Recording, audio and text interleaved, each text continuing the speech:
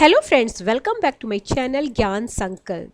तो फ्रेंड्स, आज मैं आपको उत्तर प्रदेश पीजीटी जिसका सब्जेक्ट कोड 10 है उसके बारे में पूरा डिटेल बताया। जो अपडेटेड अभी सिलेबस आया है, क्या क्या पढ़ना है, तो उसका पूरा डिटेल से आज हम जानेंगे। और कितनी सीट इस 2-3 दिन पहले न्यूज़पेपर में 132 सीट आपकी नागरिक शास्त्र में है। ठीक है, चलिए वो तो बात की बात है। पहले देखते हैं क्या क्या पढ़ना है और किस तरीके से मैं अपने चैनल पे भी आपको काफ़ी सारे कंटेंट आपको मिल जाएंगे।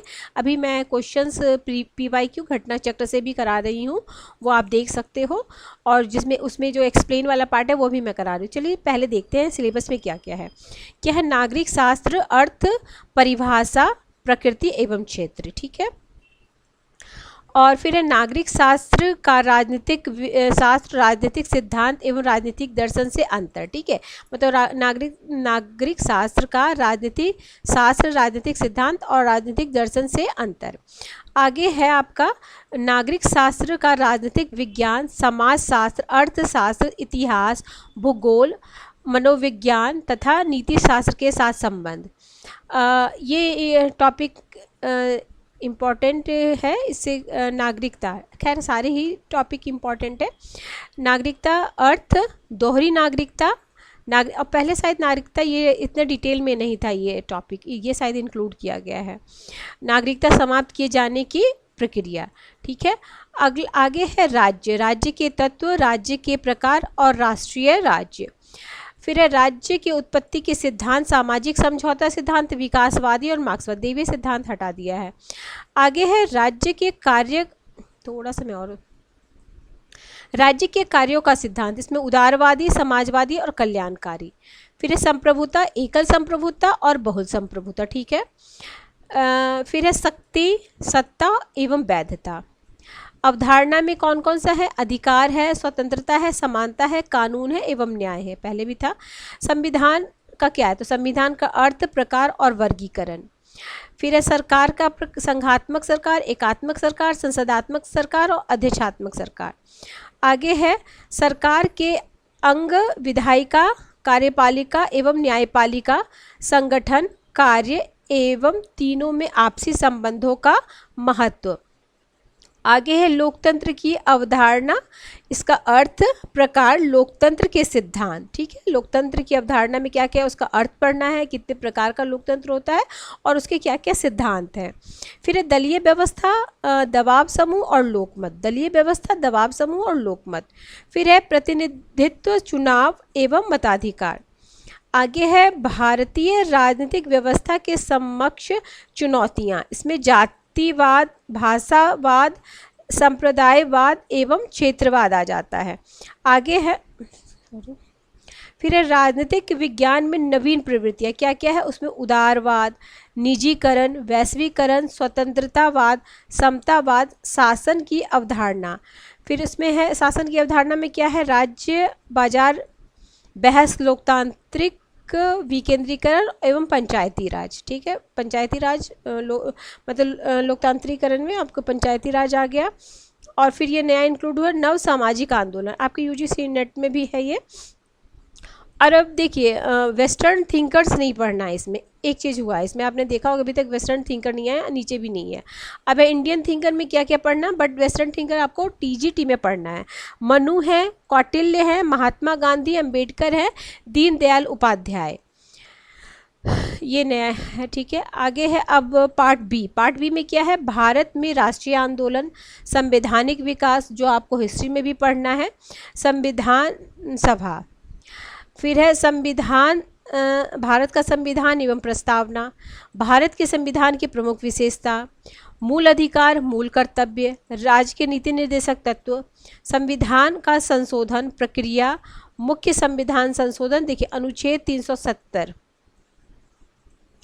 आगे है भारतीय संघीय व्यवस्था एवं केंद्र राज्य संबंध। फिर है संघ कार्यकारिणी, इसमें है राष्ट्रपति का चुनाव, मतलब राष्ट्रपति के बारे में पूरा पढ़ना, उनकी शक्ति, कार्य, आपातकालीन शक्तियाँ, उपराष्ट्रपति में उनकी चुनाव एवं कार्य, केंद्रीय मंत्रिपरिषद, मंत्रिमंडल, संरचना, शक्ति, कार्य, राज्यसभा में और लोकसभा, राज्यसभा लोकसभा के मध्य क्या संबंध है। फिर न्यायपालिका में उच्चतम न्यायालय, संरचना, क्षेत्राधिकार, न्यायिक समीक्षा, लोकहित, याचिका, न्यायिक सक्रियता। आगे है राज्य सरकार की संरचना एवं कार्य उत्तर प्रदेश के विशेष संदर्भ में। ठीक है, राज्य सरकार की संरचना एवं कार्य उत्तर प्रदेश के विशेष संदर्भ में। आगे है राज्य कार्यपालिका, राज्यपाल मतलब राज्य कार्यपालिका, उसमें राज्यपाल की नियुक्ति, शक्ति, कार्य विशेषाधिकार, भूमिका, मुख्यमंत्री, मंत्री मंडल, मंत्रिपरिषद।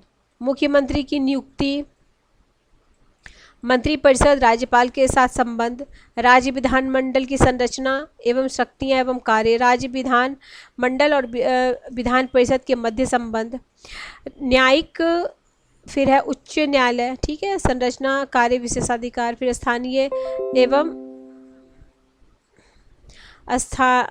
सरकार एवं स्थानीय स्वशासन, फिर जिला मजिस्ट्रेट, शक्ति, कार्य, भूमिका, जिला न्यायालय, संरचना एवं कार्य, लोक अदालत।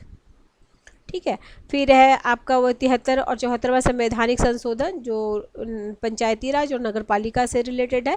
भारत में लोक निगम एवं आयोग, उसमें क्या, योजना आयोग, नीति आयोग, चुनाव आयोग, संघ लोक सेवा आयोग, राज्य लोक सेवा आयोग, अंतर्राज्यीय परिषद, लोकपाल, लोकायुक्त।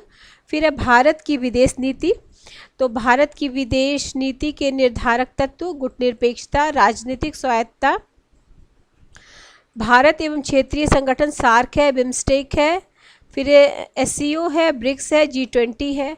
संयुक्त राष्ट्र में भारत की भूमिका, शांति स्थापना कार्य, संयुक्त राष्ट्र की सुरक्षा परिषद में भारत का दावा। ठीक है फ्रेंड्स, इतना ही है आपका ये सिलेबस। ठीक है, विदेश नीति में सिर्फ भारत से रिलेटेड और ये सब आ गया है, ये सब एससीओ, ब्रिक्स, G20 ये आपका इंटरनेशनल में आ गया। बाकी भारत की ही विदेश नीति है, इंटरनेशनल पॉलिटिक्स में से और कुछ नहीं पढ़ना है।